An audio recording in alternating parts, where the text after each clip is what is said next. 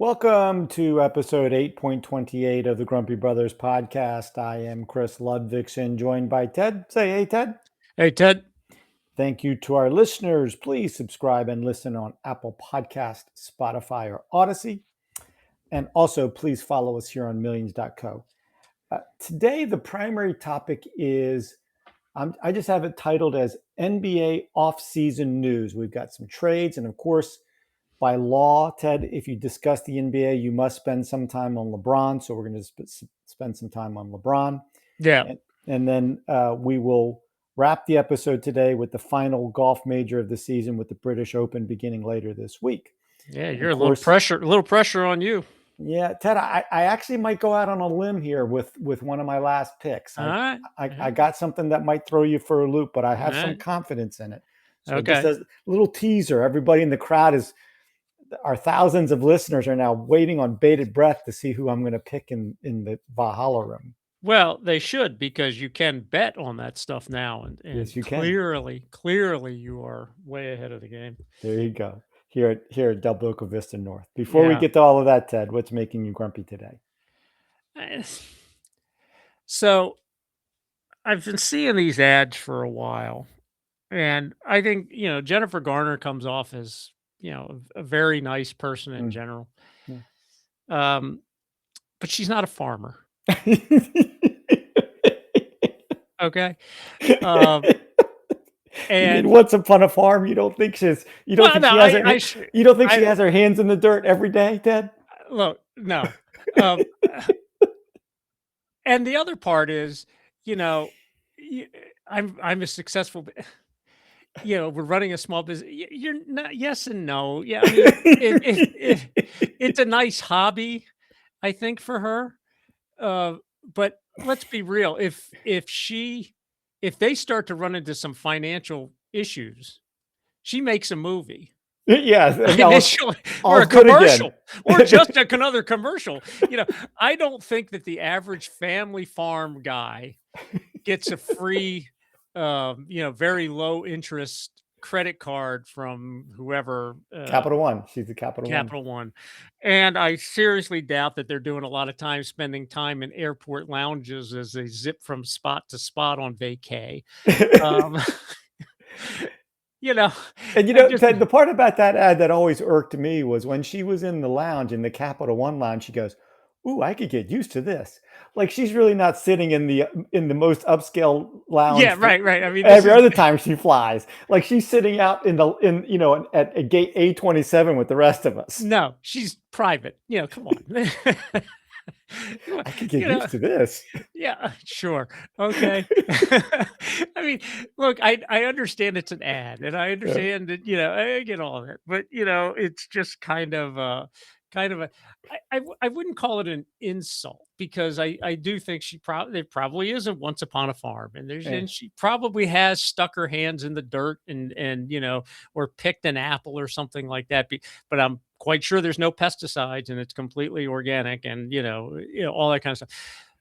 But it's not the same thing as, forget the because she's a small business owner. Yeah, no. I mean, they just don't have the ability to raise cash quite the same way you do.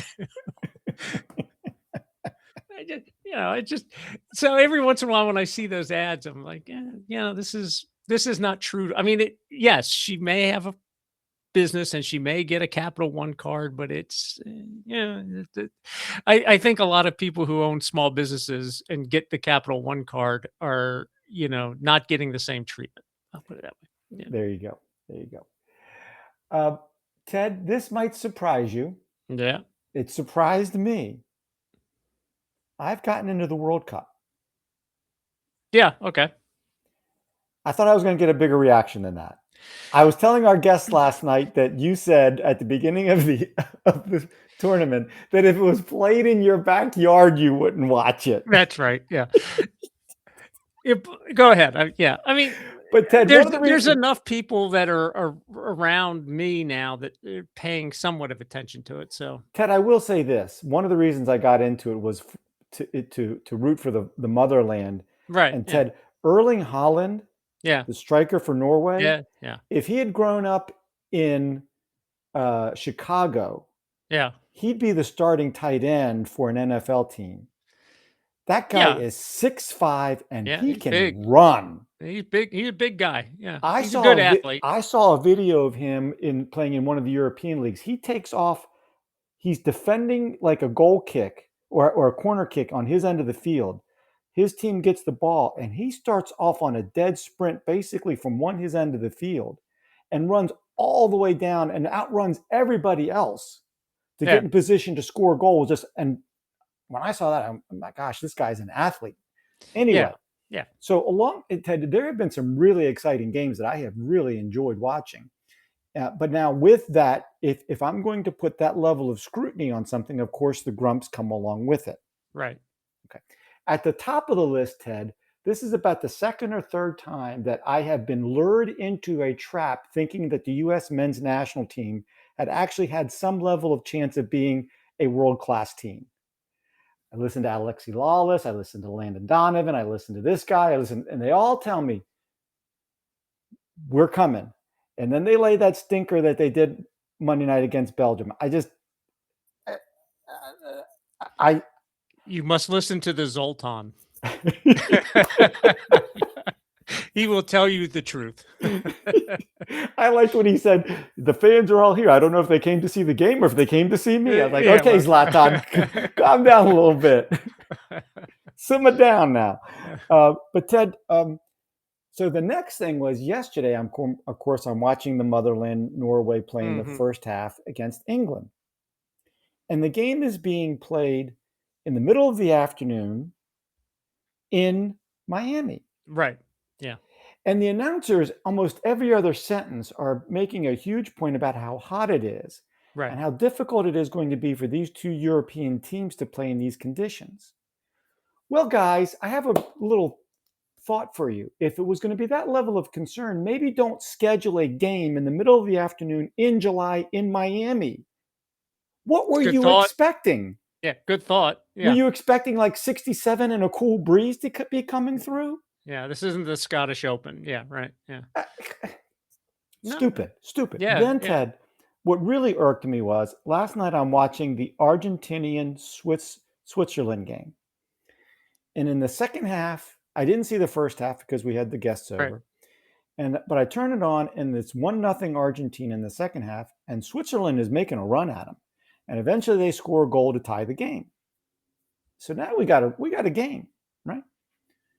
And then about 5 or 10 minutes after that goal is scored, there's a play that initially looks like the Argentinian player tripped the Swiss player along the sideline. And of course, as always happens, the Swiss player goes sprawling across the field like he'd just been shot by a gun. Right. So then somebody somehow says, hey, we need to look at this, the old VAR thing, right? Right. So they go to the video and they realize that the Argentinian guy barely tapped him, if anything. Sure. And the Swiss guy was just basically doing the embellishment thing, trying to get a foul. And so in the video replay, they realize that, yes, and I think they call it mistaken identity, Ted, in soccer. Okay. I don't know why they give it such a fancy name, but anyway, so they ruled this Swiss player basically took a flop. Right. And so that's a penalty. Okay. Well, they give the guy a yellow card. Yeah. The problem was it was his second yellow card of the game, which then automatically goes to a red card, which means he's out of the game. Yeah. And Switzerland has to play one man short the rest of the game. Yeah. So here's my problem. There are times I watch soccer and they're basically allowing guys in the goal area, like on corner kicks, to basically mug each other. Right. And so they let all of that go, and then they're allowing all kinds of physical play throughout the game. And then in the most crucial spot in the game, then they go, okay, now it's time to enforce the rules. and let's not only enforce the rules, but let's make certain we give this guy a yellow card so Switzerland has to play a man down. It basically decided the outcome of the game. Ted, you and I have had conversations about refereeing. Yeah. And I know your position is if it's a foul in the first half, it's a foul in the second half. Yeah, sure. Yeah. But Ted, you can't pick that moment to go, okay, now where the rule book, this is a penalty. No, sometimes you just you just walk away from it, or you just don't enforce it. No. I mean, The- you also have to understand the situation that you're in. okay. Thank you. I mean, if did it deter from anything? No. No. And guys flop all over the field the That's it. entire Yeah. game. If we're going to start, going VAR to enforce the flopping rule, we won't have a game anymore. Yeah, Everybody be that's out fine. of the game. Yeah, I mean, yeah, to pick it out, when I see those, the way you described it, it flashed back to a game I was doing many, many years ago, and the, the kid had the team was behind, had the ball, and they had to go the length of the floor in like 5 seconds or something, and they clearly didn't think they were going to be able to pull it off, because this kid comes running down the floor, and then he cuts in front of one of the players on the other team, and like you say, launches himself and he slides across the floor, and he ends up basically at my feet, and I'm looking at him and he's looking at me.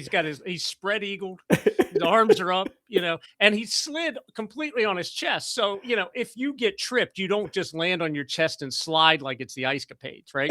That's not how this goes. You usually end up, Like a rolling. pretzel. Yeah, you're rolling around. And I'm looking at him, and I looked down at him, and I just looked and just said, "Get up," and looked back up. And whatever. I'm not interested in this. And I'm watching it the whole way, and everybody's, people are screaming, "Look at him!" Yeah, okay. Get up. We're not calling that today. No, No. this isn't a 12-year-old game. No. All right, Ted. Here we go. You ready? But by the way, I Yeah.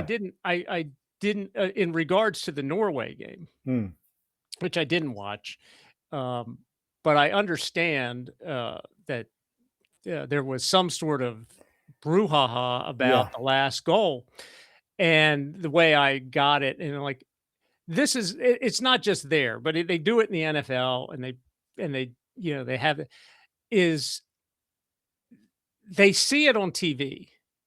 The replay sees it, and it's an important moment. Sometimes it's like pass interference in the NFL. You see it, afterwards, or something happened. They should have. I mean, they have thousands and hundreds of millions of dollars at their disposal. There's no reason why they can't have like a command center or something like that, where they can't call somebody, the guy at the stadium, the referee himself, and say, "Wait, wait, wait, wait, wait, wait. Yeah, no, no, no, that happened. You missed it. We have to go back, or Well, we have to take that goal off the." Because the hockey, they take goals out all the time. well, they do have a command center, Ted. I agree. I'm sure they do. But they should be able to do it. I follow your point. Yeah. I mean, if the guy missed it, and it's such a critical thing that England comes down and scores the go-ahead goal, and it's clearly a violation of a ground rule, and they just missed. All right, Yeah. no, stop. We take the goal off. We start it. We start at a face-off, or whatever they call it. Or we give England the ball back over here, and everybody, let's throw in on the side, and everybody, whatever. But you have to. You can't. I get this when I see the NFL too, is that they see pass interference and somebody calls it or doesn't call it. And then when you see it on replay, you go, "Oh yeah, that is what it." Somebody should be able to call them and say, "Look, yeah, you guys missed it. Let's get it right and let's move on," But nobody wants to do that. So that's all right. There you go. Ted's monologue on soccer. Here we go, Ted. You ready? Yep. Oh, you always knew that. You always knew. Look at the four. Somebody. Look at the four teams in it now. All powers. All you knew that would. Well, and so Ted, there are the conspiracy theorists who are going to say, particularly with England and Argentina, either one of those teams could have lost yesterday, right? And FIFA made certain that they had that four in the Final Four. Right. I think that's. If you would give truth serum to the president of FIFA, I'm sure he would have said those are the four teams we want in the Final Four. Yeah, there was I saw a thing on like Instagram or something this morning, and it said, to all British citizens, we are the United States. We left you, 250 years ago, over taxation. We're still a little salty about that, but we will not forget what we just discovered this thing called the World Cup. We fell in love with this guy from Norway, and now we get screwed out of watching him another game. We're not going to forget this. Taxation with representation is one thing, Yeah, right. but denying us another game to watch Erling Haaland is too right. much. Too much. Yeah, we got to go. We're going to draw the line right there. There you go. All right, Ted, here we go. Yep. With the drafting of AJ DeBonsa with the first overall pick, our Wizards, and they're now our Wizards, Ted, Okay. now have 3 first overall picks on their roster. Really? Okay. Who are the other 2? Anthony Davis. Hold on. Here we go. Hold on. Okay, now who's the other one? Yeah. Who is the other one? I mean, was he acquired in one of their trades? Yes. Yeah. Boy, must not have been a good number 1 pick. He was a bit of a bust. Middling at best. You're talking about number 1 overall first pick? Overall pick. Overall pick. In the interest of speed, since we spent way too much time on the World Cup, I can't think. DeAndre Ayton, Ted. Oh, that's right. Yeah. That's right. Yeah. So okay. Ted, AD was the first overall pick by the New Orleans Hornets in 2011. Proved not to be a great draft. Our guy Bradley Beal went number 3 to the Wizards. Yeah. The other really good pick in that draft was Damian Lillard, went number 6 to the Trailblazers. I actually think that maybe the second best pick out of that draft might have been in the second round when the Warriors took my guy Draymond. Second round? Yeah, Draymond was a second round pick. Okay. So was Jokic. Yeah, that makes more sense, though. He was in Europe, and Draymond was at Michigan State on a pretty good team. I saw a video of the ex Mike Miller, the shooter. Yeah. That's a great video. Have you seen it where he talks about Jokic? Where he saw him for the first time? Yeah, but he's like in the Nuggets camp, and he said, that big, slow, white kid over there, he's your best player. Yeah, the big, slow, fat, white kid is here. He's your best player. Then Ayton, Ted, went number 1 to the Suns in 2018. In that draft, Marvin Bagley Jr. went number 2. Luka went number 3 and then got swapped with Trae Young. SGA went number 11 that year. You mean the Hawks could have had Luka? The Hawks drafted Luka. Wow. And then traded him for Trae Young. Wow. Bad move. Okay. Yeah. And then our SGA went number 11 that year, and Jaylen Brunson went number 33 overall in the second round. Okay. Well, again, that makes sense because small, not great athlete, just knows how to play the game. All right, Ted. So let's start with the biggest trade. I guess Giannis was a bigger trade, but this was shocking, I would say. Jaylen Brown. Would shocking be the right adjective to use for Jaylen Brown going to the Sixers? Yeah. I mean, not Giannis, shocking that he was traded because there was all this word after the Giannis trade that the Celtics were still planning on moving him. So it didn't shock me when they traded him. I was initially, I don't know, shocked is the right word, but surprised that that they were moving him. Okay, well, but once you knew that there was talk, and after the Giannis went to Miami, I kept on hearing that the Celtics were still shopping him. What shocked me is they traded him within division to a rival in the Sixers. Yeah. And then, in my opinion, when I first saw the trade, I thought the Sixers 100% got the better of it. So basically, here's the trade. Jaylen Brown goes to the Sixers. Paul George plus 2 first-round picks, 1 in 28 and 1 in 31, and 2 second-round picks, 1 in 28 and 1 in 30. Those all go to the Celtics. Now, there are a lot of different things to discuss on this. On the court, my first inclination is Brown is the better player. First of all, he's 6 years younger.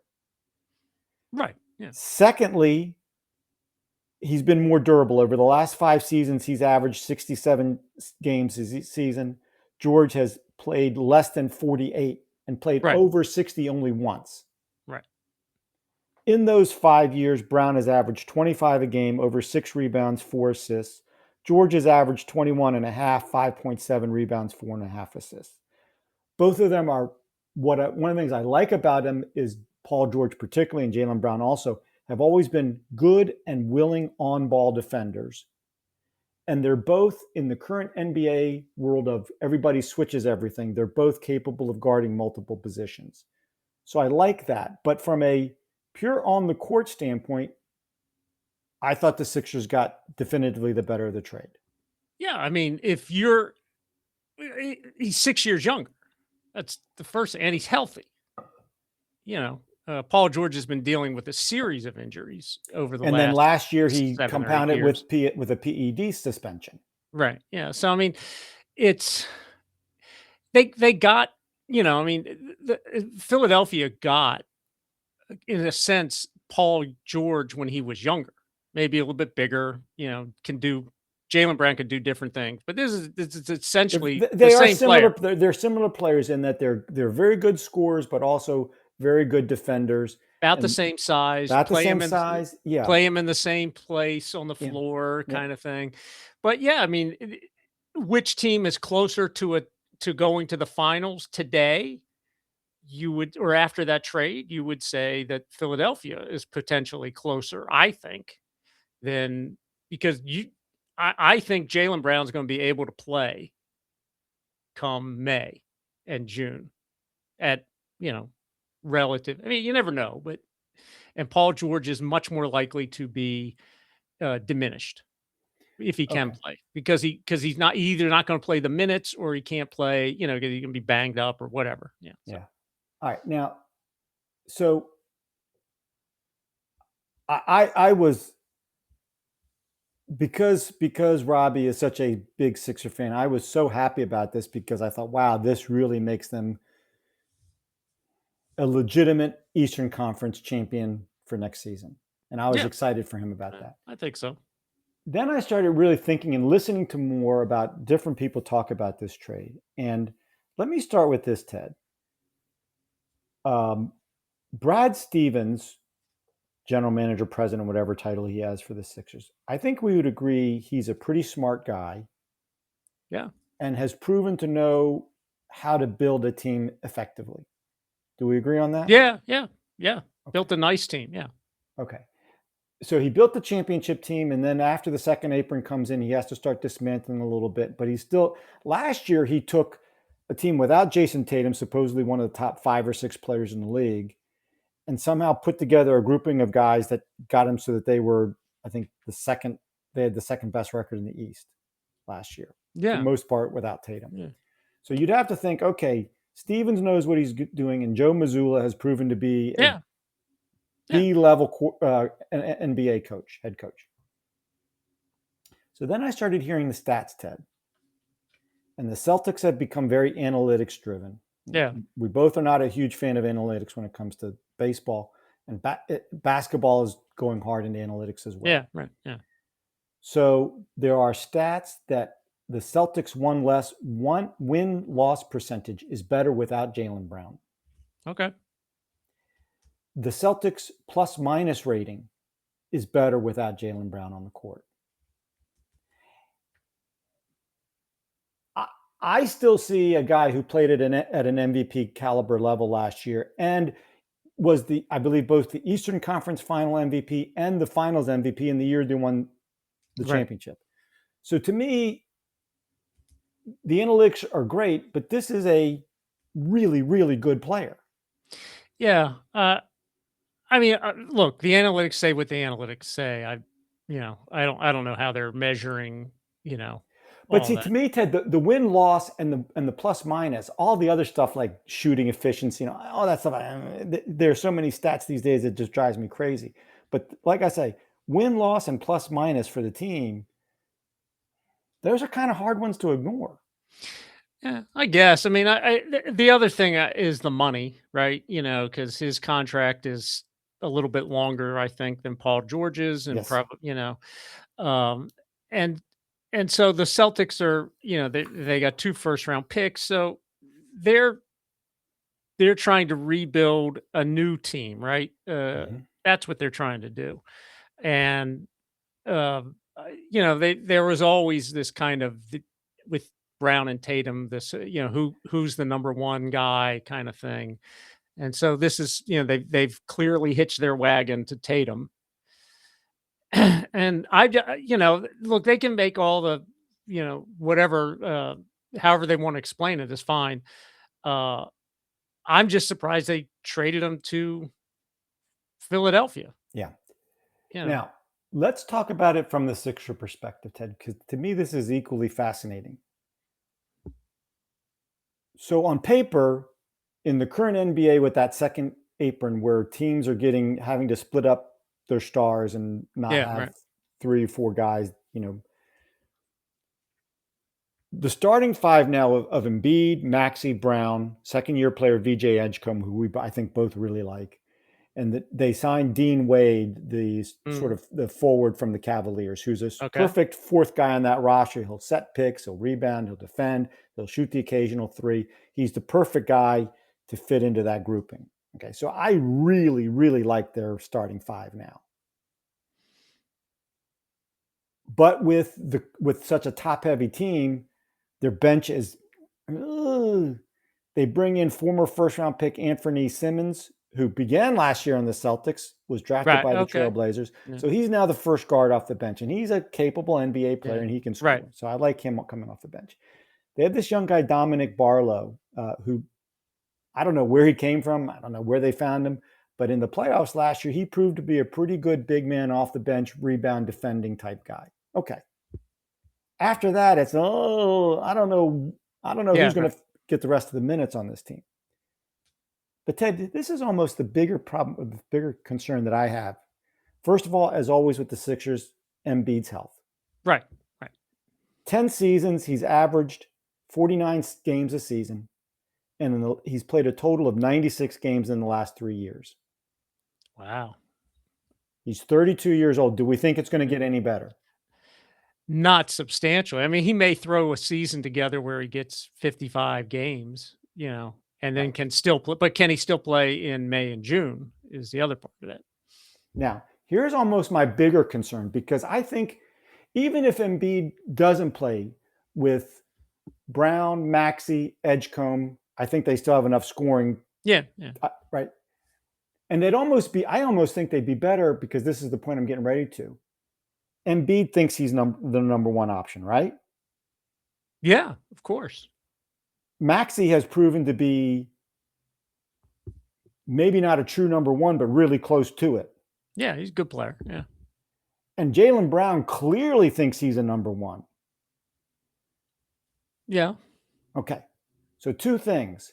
There's only one ball. Yeah. And you still got to get some shots for Edgecombe. Yeah. And so in the crunch time, it's 105-104, and they're losing.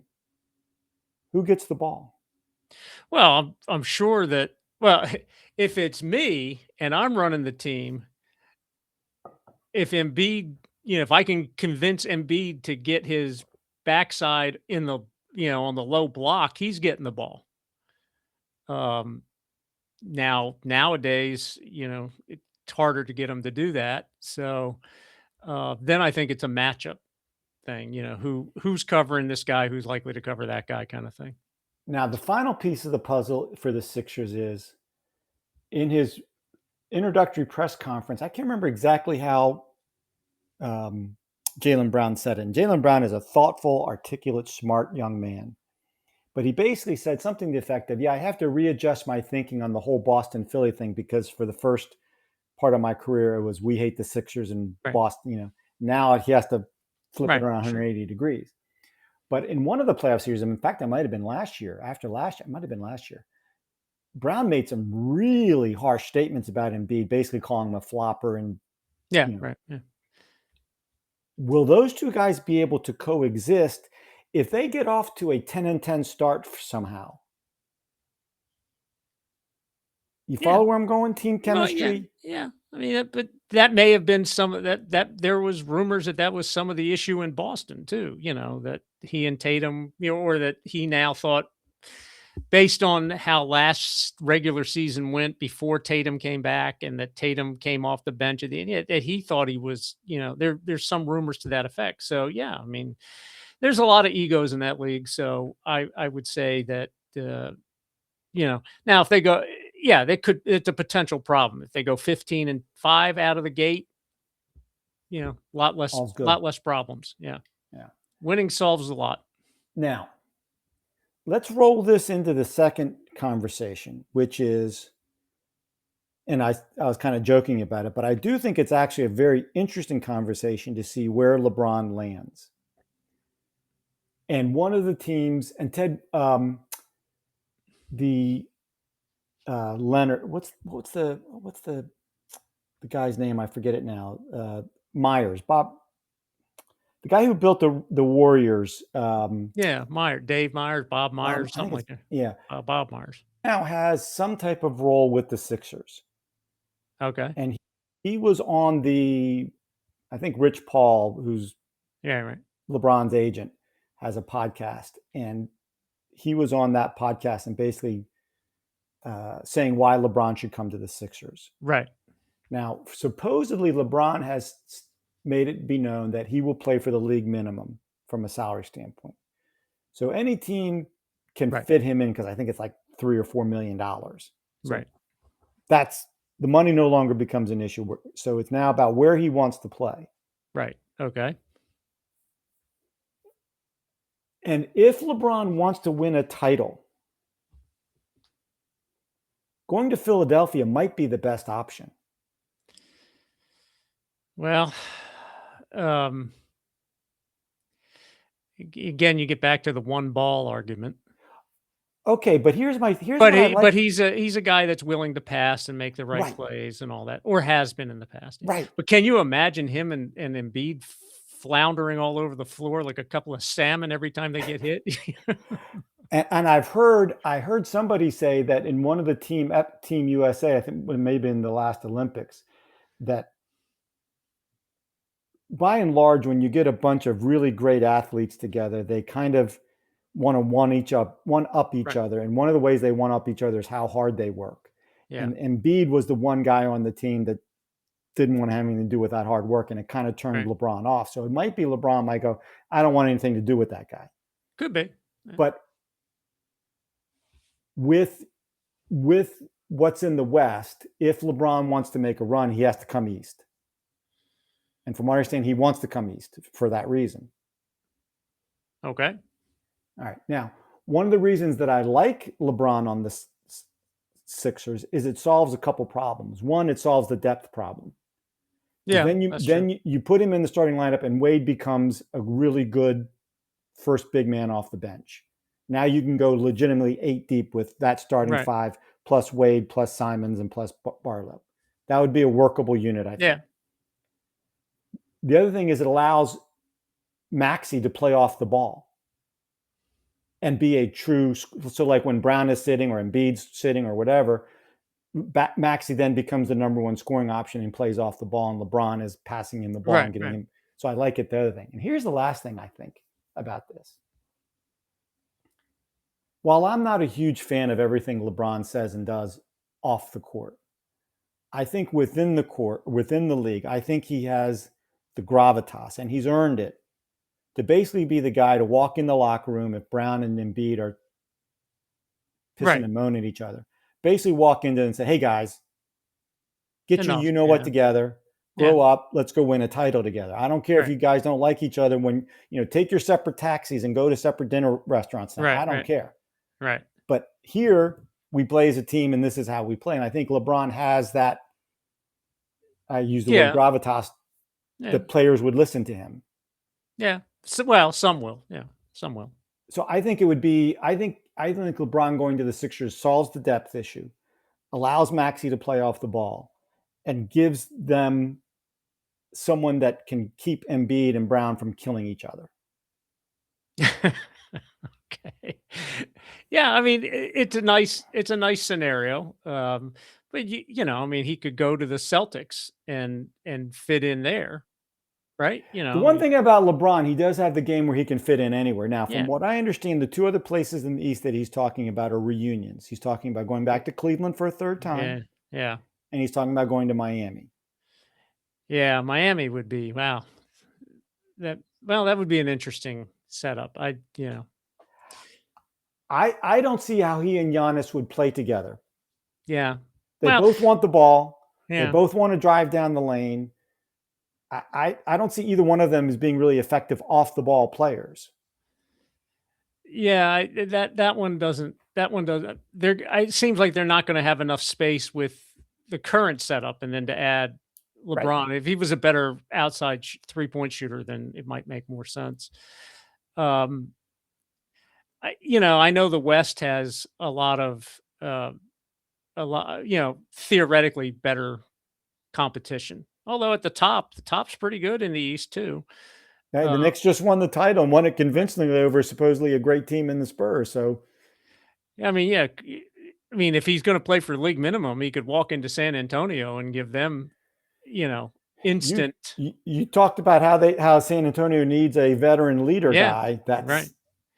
Or could he go to? I mean, I don't know, like Denver or Minnesota, and okay. And add I've heard him. I've heard him talked about with both those teams. Now, Ted, before we go off the East, if he were to go back to Cleveland after the season was over, Cleveland negotiated an extension for Harden, but it hasn't been signed yet.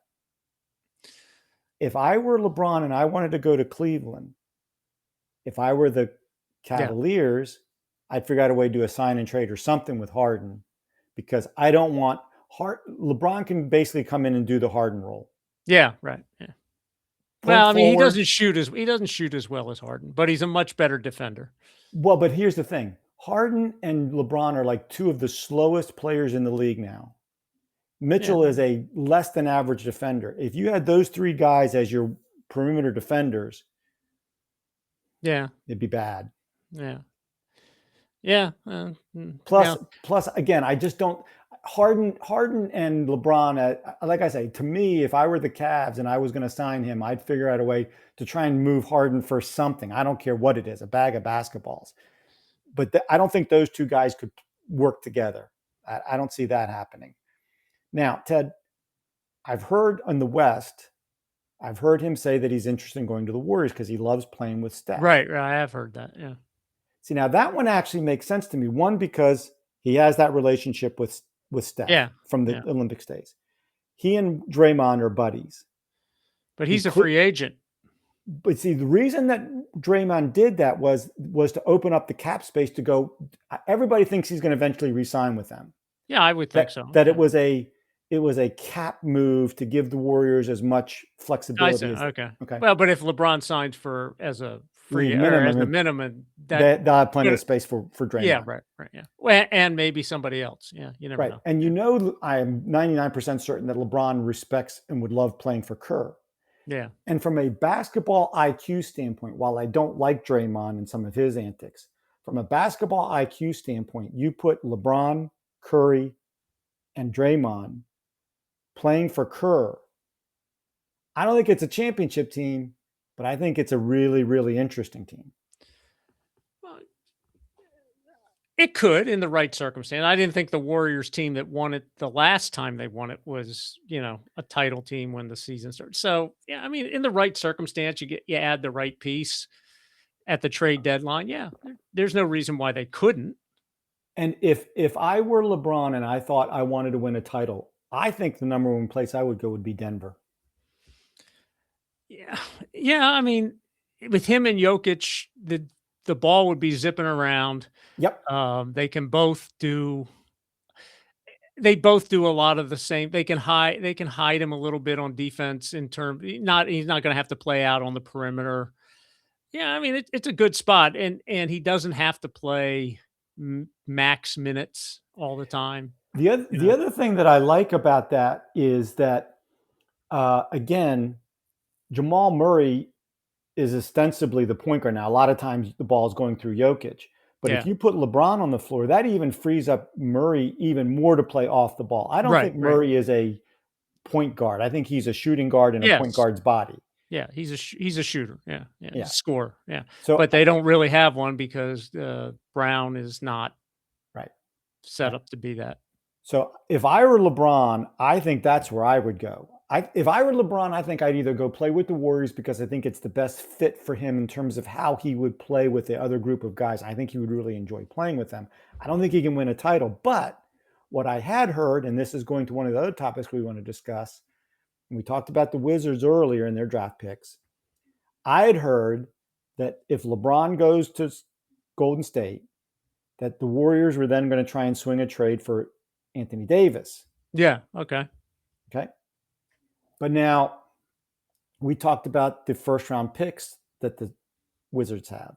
Yeah. And one of them is Ayton. Throughout his career, AD has let it be known he wants to play the four. He wants to play the power Right. forward. He doesn't want to play Right. the center. Right. So the Wizards go get Ayton. He's legitimately a five. He's legitimately a center. Yeah. Right. That says to me that either AD, and I think you said to me recently that AD has let it be known he wants to play for the Wizards. Yeah, I think they're trying to work something out where he stays. The Wizards initially it seemed like were sure they were going to trade him, and now it's more of the he's going to play here kind of deal. So at least start the season. We'll see how many Okay. games he actually does play. All right. So let's assume that the starting five next season for the Wizards is Trae Young, Yeah.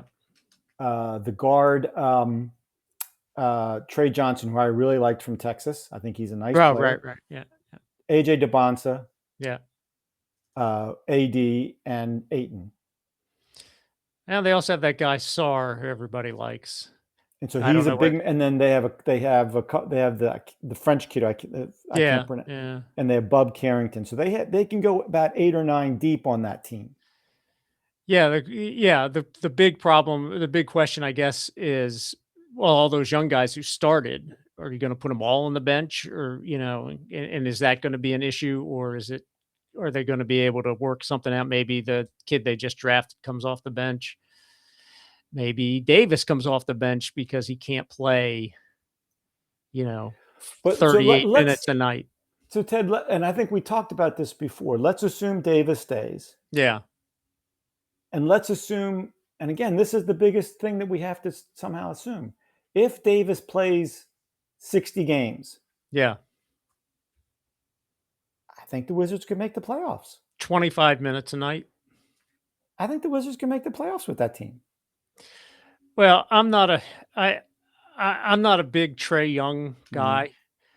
I think he's too shoot first. Now, if he can, be more balanced in shooting, passing, and maybe it's just because he's been on a team that didn't ask him to, or that they expected him to score first, cut down the turnovers a little bit. Davis gives you enough, and you got to get something out of Ayton. Ayton cannot be 6 points and 5 rebounds a night and start. That just can't be. There's got to be somebody's got to be able to unlock him and figure out what makes him I mean, tick. there's a reason he was the first overall pick. Yeah, He's right. a talented Yeah. guy. And as I remember it, when his first year or two in Phoenix were pretty good. Yeah. And then all of a sudden, Phoenix started to, as I remember it, they They went made that with final run with Chris Paul and Ayton and Booker, and looked like it was a team on the come, and then it's kind of all crumbled. Yeah, well, the thing was, it seemed like they decided that they were going to hitch their wagon to Booker, and Ayton was going to be more of a supporting player, and he got himself upset over that and traded to Portland, where that didn't work out, and the Lakers thing didn't work out, and so if they can make him, if they can figure out a way to get him to be, I don't know, 15 points and 11 rebounds a night. Yeah. I mean, the East is a place where you can make, they're not going to the finals. They're not going to the East Coast final or East Conference finals. But could they make a run into the playoffs and even, potentially even win a round? Yeah, sure. I think so. And I tell you, here's the other thing that the Wizards might be thinking about. Let's start the season with this group. Yeah. let's say we get 40 games in and it's just not quite working. Right. Right. But AD is healthy. Yeah. He becomes a huge trade piece. Right. Middle of Well, the same season. with Young. Same with Young, because Young now signed a 4-year deal for, I don't remember, but it didn't jump out at the screen as, wow, that's the biggest, that's a Well, ton like of money. let's say you're the Timberwolves in the middle of next season, Right. and you're thinking about coming into the playoffs, and you're facing Jokic and Wemby.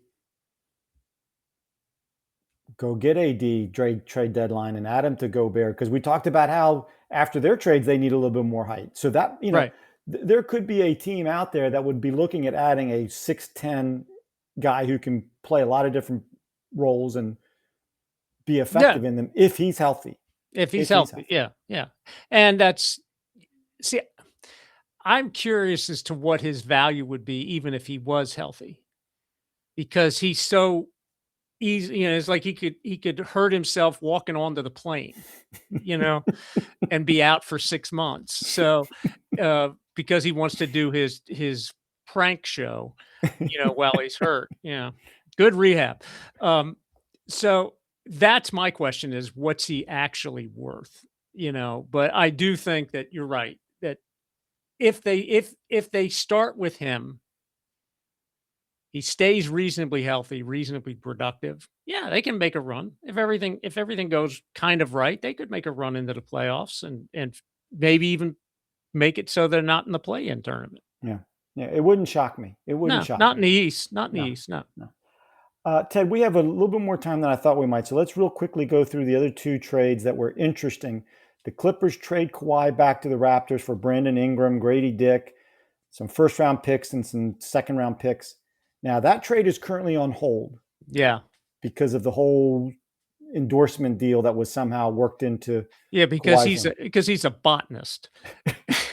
Part-time. He's working the farm with Jennifer Garner at Capital One. Now that would be a good commercial, Ted. That would be a good commercial. He doesn't speak too much, so that's going to be a tough ad. Yeah, that's going to be a tough one. Ted, let's assume the trade goes through. Yeah, yeah. I love this trade for the Clippers. For the Clippers, yeah. Yeah, although Brandon Ingram is traded every year. Brandon Ingram has never evolved into, when he first came to the league, people thought he could be the next Kevin Durant. Yeah, right, yeah. And now he has a lot of potential.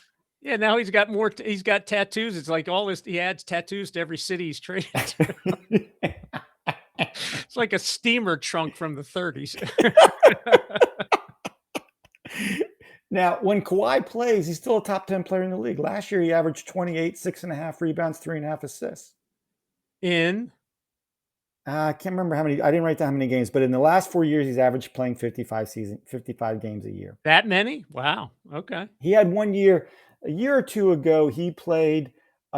He did play like 75 games a year or so ago. Let me just pull up his stats here. Yeah, I mean. And then it's minutes per game, and and can he play in the playoff time? Yeah. Last year, Ted, he played 65 games. Okay, not bad. Yeah. All right. And the year before he played 37, and the year before that he played 68, and then 52, and then he didn't play at all in the 21-22 season. I kind of get it for Toronto, but on the other hand, I'm kind of like, yeah, you made a nice little run last year. I like Scotty Barnes.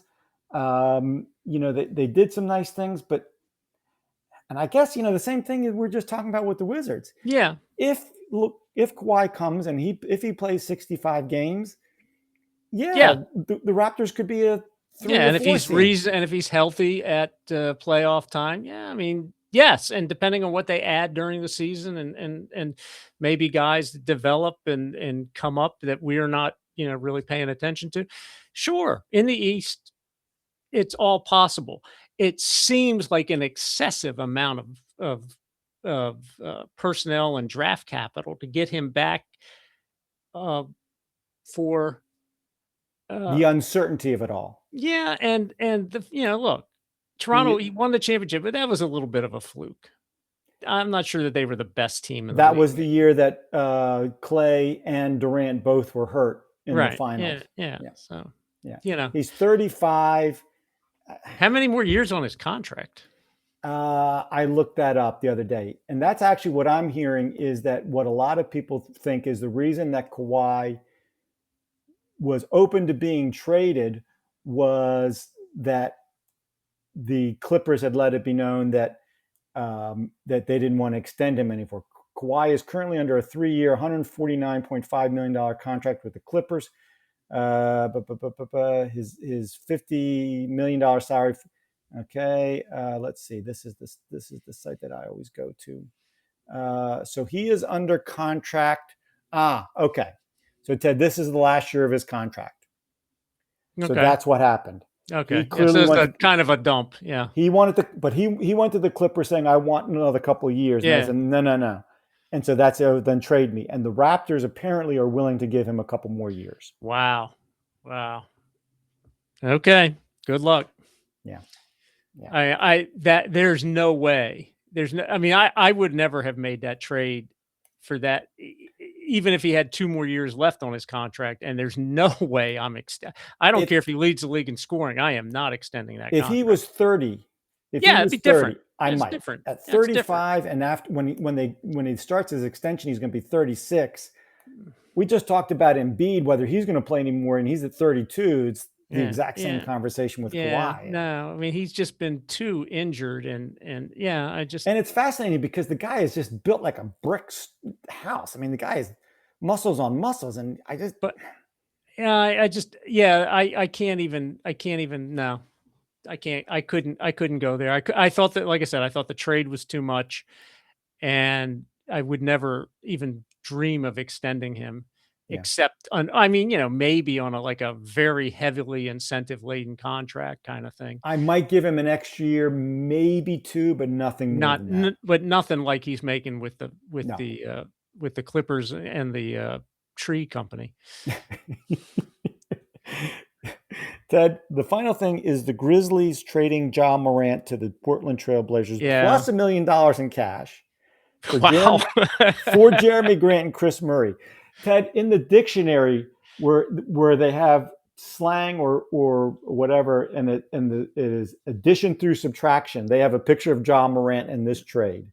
Yeah, or salary. This guy's got to go clearing. I don't give me a bag of basketballs. Yeah. And Ted, it's fascinating. His first 4 seasons, Morant averaged 22.5, 7.5 assists, won the Rookie of the Year, led the Grizzlies to the playoffs 3 seasons. Yeah.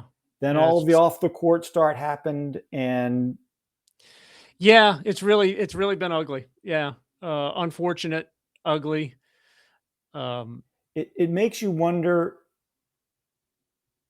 clearly about his decision making, because once you land the golden ring of playing in the NBA as a top draft pick and the money that comes with it and the ability to basically earn not life-changing but generation-changing money. Yeah. Now, I understand that you might have your buddies from when you were growing up that you like to hang with, and maybe some of them are maybe not the best people. But at some point, you've got to grow up and say, okay, that's not for me anymore. I've got too much to lose. Right. Exactly. Yeah.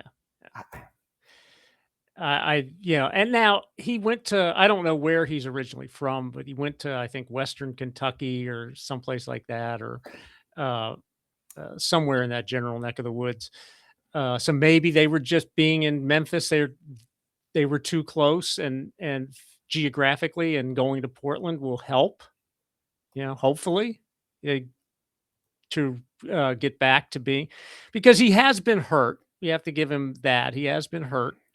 But maybe going that far away will get him the physical space he needs. Ted, he grew up in South Carolina. Yeah. And he went to high school at he went to college at Murray State. Murray State. Okay. Yeah. Now, Ted, one thing that Colin Cowherd talked about, even at the height of Morant's effectiveness in those first 4 seasons, one of the things that Cowherd talked about that I think has some validity to it is a big part of his game was going to the basket. Yeah. And he could make some incredible highlight plays. But Ted, I don't think guys who are 6'2" and 174 pounds can make a living in the NBA going to the basket from a durability standpoint. Well, yeah, like you said, he's been banged up. Um, he is, he's a highlight film reel when he's healthy and doing that stuff. But yeah, he's at the point now because he's what is he 30? He's 28, He's 29, 27. 27. Okay. But he's getting to that He's point. going to be 27 next season, yeah. And that's the thing, that he's still in his physical prime, or should be. Yeah, but he's taken a lot of hits. Yep.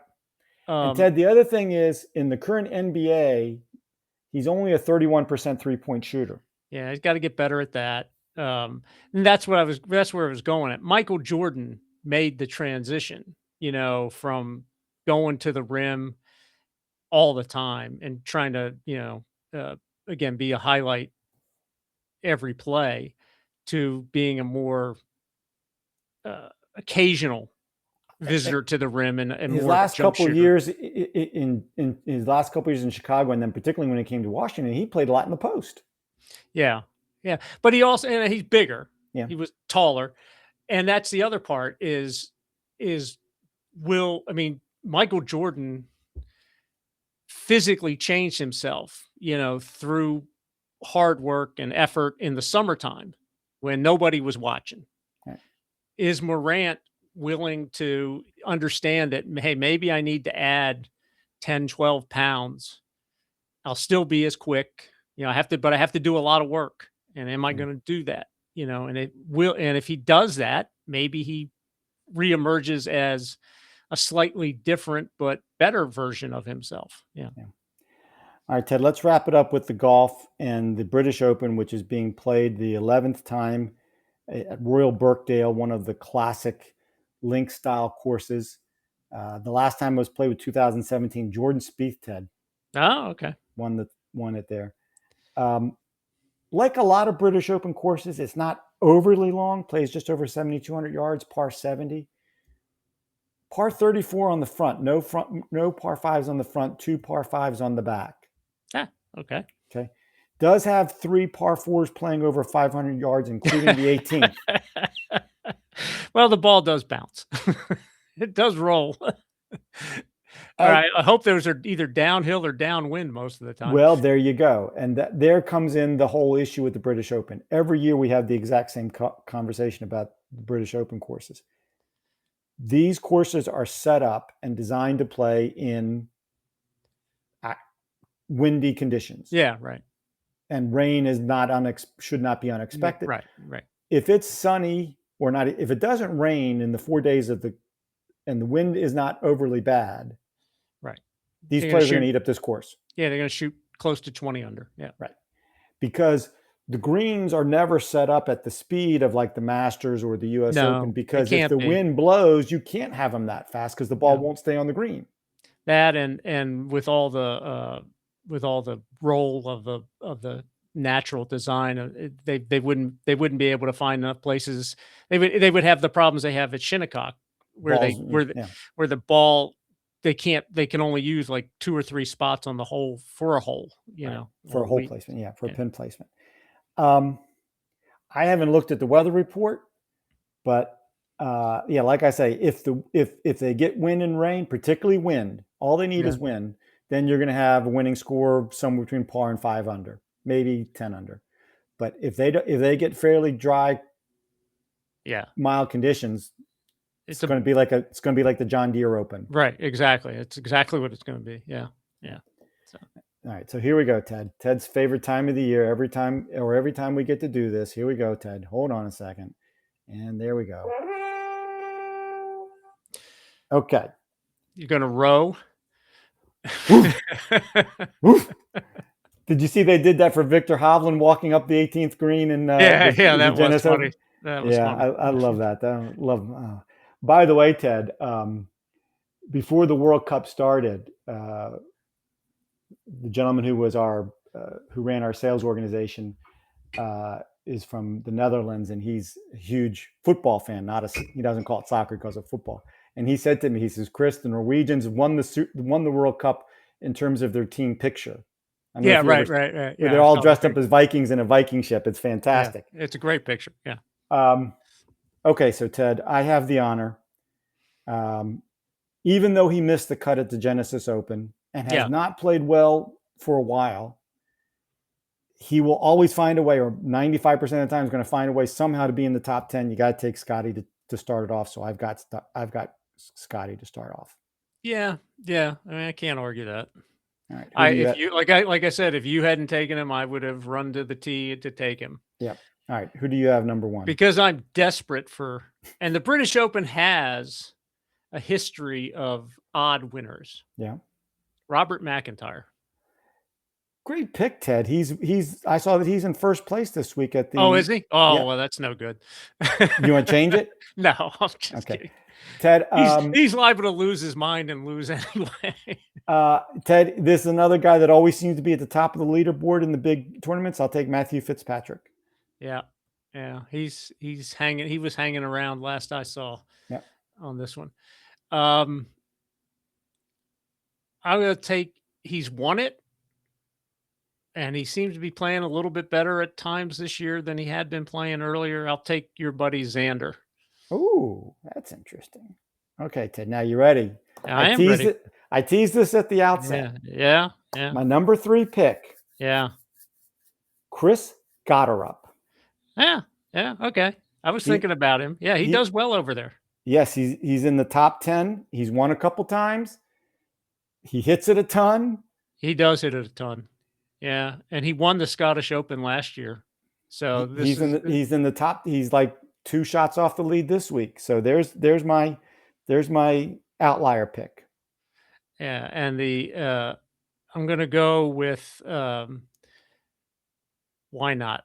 We'll go with last time I picked Oberg, but he fell apart. I'm going to pick Victor Hovland to row his way to a major.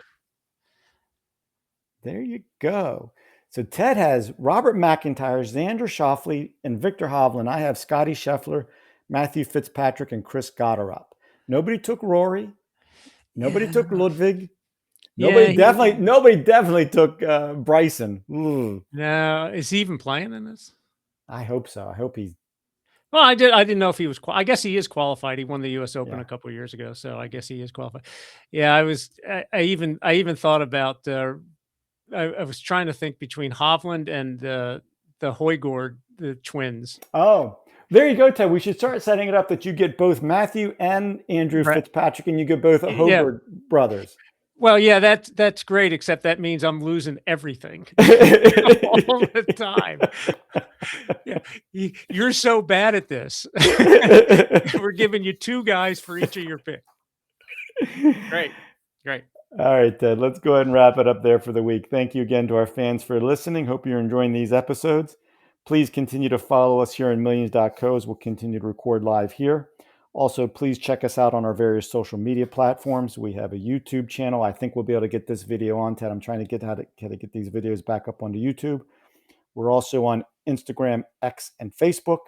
And you can email us at grumpybrothersports@gmail.com. And with that, we'll say good night, and we promise to do better next time.